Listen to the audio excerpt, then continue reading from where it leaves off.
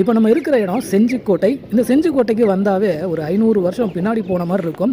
ராஜா காலத்தில் எப்படிலாம் இருந்தாங்க அப்படின்றத இந்த செஞ்சிக்கோட்டையில் நம்ம இப்போவும் பார்க்க முடியும். அப்படி நான் பார்த்த ஒரு இடம் தான் இது. இங்கே வந்து ஒரு அரண்மனையோ இல்லை ஒரு மாளிகையோ ஏதோ இருந்ததுக்கான சுவடுகளை இங்கே பார்க்க முடியும். அதாவது பேஸ்மெண்ட் மட்டும் இங்கே இருக்குங்க. இந்த இடத்த வந்து கொஞ்சம் வருஷத்துக்கு முன்னாடி நான் வந்தப்போ அப்படியே புதர்மண்டி போயிருந்தது. இப்போ கொஞ்சம் க்ளீனாக பண்ணி வச்சுருக்காங்க.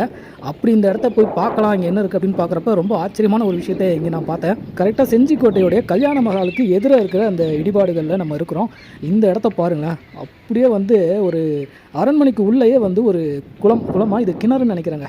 அந்த காலத்தில் நீர் தேவைக்கோ இல்லை ஒரு நீச்சல் குளம் மாதிரி இருந்ததோன்னு தெரியல. ஆனால் அது பார்க்கவே ஆச்சரியமாக இருந்தது. எப்படி இருக்குது பாருங்களேன். இப்போ நம்ம இருக்கிற இந்த இடத்துல பல அடுக்குகளுக்கு அரண்மனை இருந்ததா. அந்த அரண்மனையோடைய அடித்தளத்தில் இந்த கிணறோ இல்லை குளமோ ஒரு நீச்சல் குளமோ இருந்திருக்கு. இந்த படிகள்லாம் பார்க்குறப்ப ரொம்ப ஆச்சரியமாக இருக்குது. பாருங்கள், பக்கத்துலலாம் அறைகள்லாம் இருந்திருக்கு. ராஜா காலத்தில் இது எவ்வளோ அழகான வேலைப்பாடுகளோடு இருந்திருக்குமோ தெரியல. கீழே ஒரு படி தெரியுது, அங்கே ஒரு படி தெரியுது. இது இல்லாமல் குளத்துக்குள்ளேயும் வந்து படி இறங்கி போதுங்க. ஆனால் இது எவ்வளோ ஆழம் இருக்கும்னு நமக்கு தெரியல. ஆனால் இறங்கி பார்த்தா கண்டிப்பாக ஒரு பாம்பாவது இருக்கும்னு நினைக்கிறேன்.